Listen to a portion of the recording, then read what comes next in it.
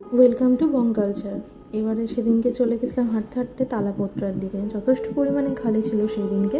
তারপর একটু এগিয়ে ওদের এই ঢাকের যে বাজনার আওয়াজের যেটা ম্যান্ডেটারি করে থাকে, ওদের এবছরের ভাবনা হচ্ছে বীজ অঙ্কন, যা ওদের এবারে 100 বছরে পা দিল।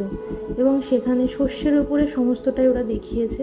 এই যে একটা দেখুন ওপরে সবজির মতো যেটা দেখিয়েছে, নানা রকম শস্যতে আমাদের যে উৎপন্ন হয়, সেখানে যে নানা রকমের কীটনাশকগুলো আমরা উৎপাদন করি, সেগুলো যে কত পরিমাণে বিষ, সেগুলো একটা ভাবনার এখানে তুলে ধরেছে, যা মানুষের জন্য অত্যন্ত ক্ষতিকর। তারপর ধীরে ধীরে এগিয়ে গিয়ে প্যান্ডেলের থেকেই দেখবে একটা ব্রেনের বক্স টাইপের করেছে।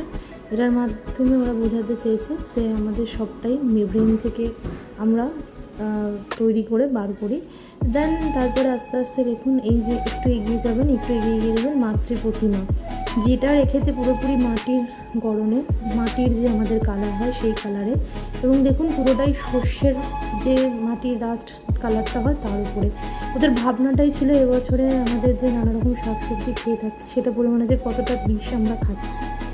তারপরে একটু এগিয়ে গিয়ে ওদের এই দেখুন একটা শো হচ্ছে, যেখানে নানা রকমের কীটনাশকের নাম দেন। এরা যেটা প্রত্যেক বছর করে থাকে, সবাইকার ছবি দেয়, নাচতে হচ্ছে থাকে।